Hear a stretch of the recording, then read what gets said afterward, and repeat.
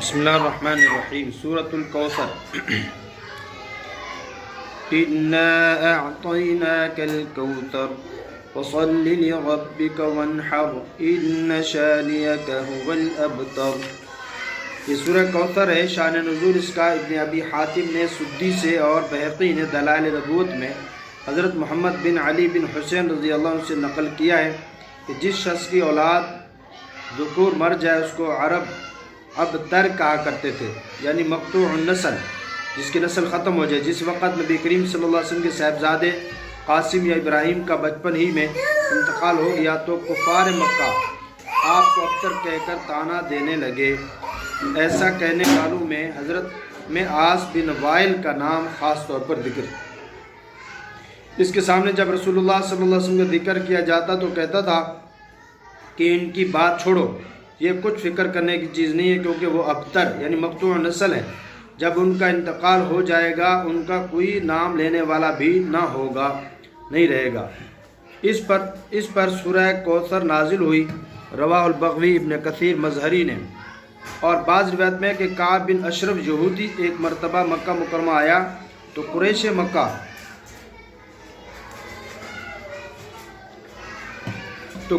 مکہ اس کے پاس گئے اور کہا کہ آپ اس نوجوان کو نہیں دیکھتے جو کہتا ہے کہ وہ ہم سب سے دین کے اعتبار سے بہتر ہے، حالانکہ ہم حجاج کی خدمت کرنے والے اور بیت اللہ کی حفاظت کرنے والے اور لوگوں کو پانی پلانے والے ہیں۔ کعب نے یہ سن کر کہا کہ نہیں، تم لوگ اس سے بہتر ہو۔ اس پر یہ سورۃ کوثر نازل ہوئی۔ ذکر ابن کثیر عن البزار باسناد صحیح وقد رواہ مسلم قالہ مظہری۔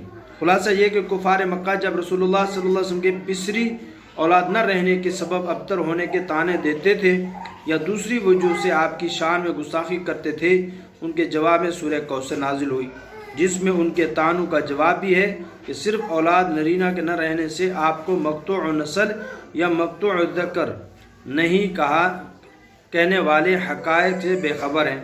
آپ کی نسل نسبی بھی انشاءاللہ دنیا میں تا حیات باقی رہے گی، اگرچہ دختری اولاد سے ہو، اور نسل معنوی یعنی آپ پر ایمان لانے والے مسلمان جو در حقیقت نبی کی اولاد معنوی ہوتے ہیں وہ تو اس کثرت سے ہوں گے کہ پچھلے تمام انبیاء علیہ السلام کی امتوں سے بھی بڑھ جائیں گے۔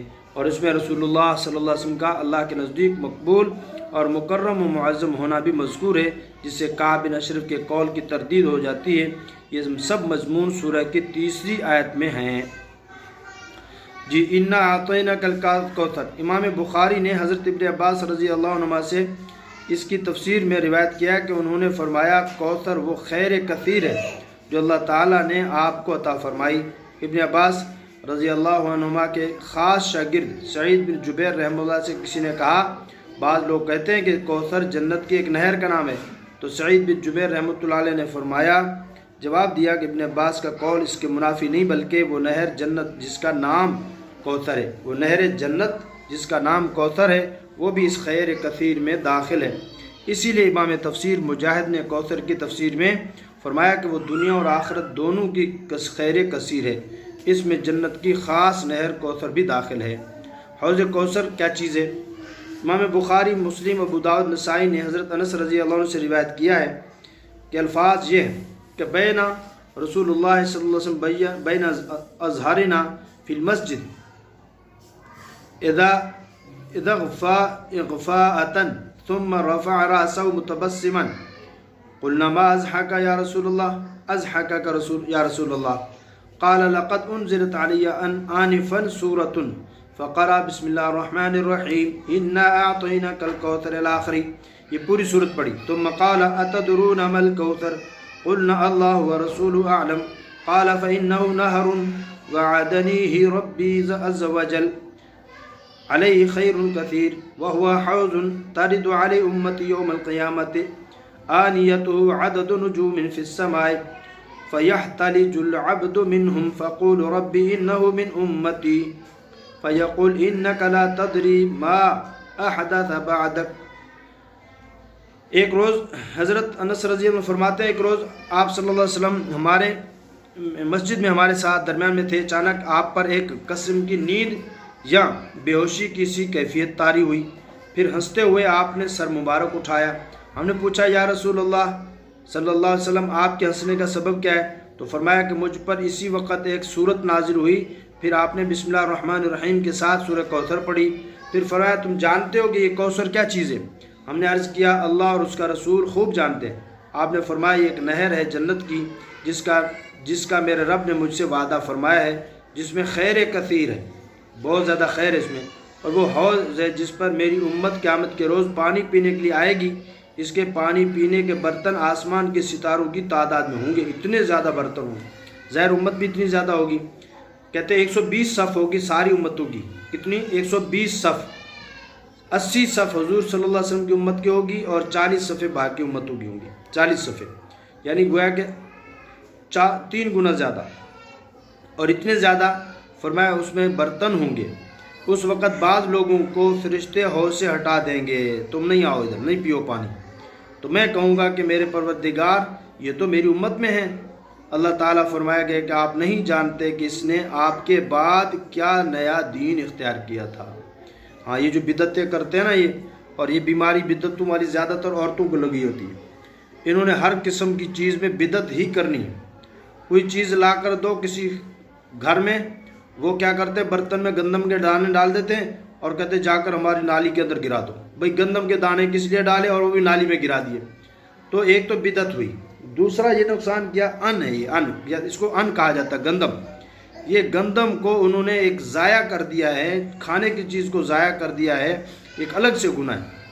تو اس حدیث سے سورہ کوثر کا سبب نزول بھی معلوم ہوا اور لفظ کوثر کی صحیح تفسیر بھی، یعنی خیر کثیر۔ لفظ کوثر کا کیا معنی ہے؟ جب پوچھا جائے گا سوال ہو تو کہیں خیر کثیر، اور یہ بھی کہ اس خیر کثیر میں وہ حوض کوثر بھی شامل ہے جو اللہ کے رسول صلی اللہ علیہ وسلم کی امت پیش ہوگی اور امت محمدیہ کو سیراب کرے گی۔ نیز اس روایت نے یہ بھی واضح کر دیا کہ اصل نہر کوثر جنت میں ہے اور یہ حوض کوثر میدان حشر میں ہوگی۔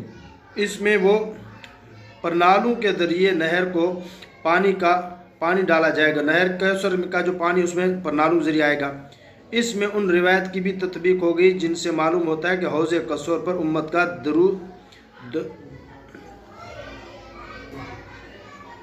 دخول جن سے پہلے ہوگا، ورود یہ جو نہر یعنی اس پر جب جائیں گے جنت میں داخل ان سے پہلے ہوگے۔ اور اس میں جو بعض لوگوں کو حوض کوثر سے ہٹا دینے کا ذکر ہے، یہ وہ لوگ ہیں جو بعد میں اسلام سے پھر گئے یا پہلے ہی اسلام سے مسلمان نہیں تھے مگر منافقانہ اظہار اسلام کرتے تھے۔ حضرت صلی اللہ علیہ وسلم کے بعد ان کا انتقال، ان کا نفاق کھل گیا۔ حدیث صحیحہ میں حوض کوثر کی پانی کی صفائی اور شیرینی اور اس کے کناروں کا جواہرات سے مرصع ہونے، اس صورت کا نزول اگر کفار کے طعنوں کے دفاع میں ہو، جیسا کہ اوپر مذکور ہوا کہ آپ کی اولاد نرینہ فوت ہو جانے کی وجہ سے وہ آپ کو ابتر مقطوع نسل قرار دے کر کہا کرتے تھے ان کا کام چند روزہ ہے پھر کوئی نام لینے والا نہ رہے گا، تو اس صورت میں آپ کو کوثر عطا فرمانے کا ذکر جس میں حوض کوثر بھی شامل ہے، ان طعنہ زنوں کی مکمل تردید ہے جن کی نسل اور نسب صرف یہی نہیں ہے کہ دنیا کی عمر تک جائل چلے گی، بلکہ ان کی روحانی اولاد کا رشتہ محشر میں بھی محسوس ہوگا جب وہ تعداد میں بھی تمام امتوں سے زیادہ ہوں گے اور ان کے اعزاز و اکرام بھی سب سے زیادہ ہوگا۔ فصل لربک وانحر کی جو تفسیر ہے اس میں فرماتے ہیں نہر جو ہے یہ مشتق ہے انحر، یہ نہر سے اونٹ کی قربانی کو نہر کہا جاتا ہے، جس کا مسنون طریقہ اس کو پاؤں باندھ کر حلقوں میں نیزہ یا چھری وغیرہ مار کر خون بہا دینا ہے۔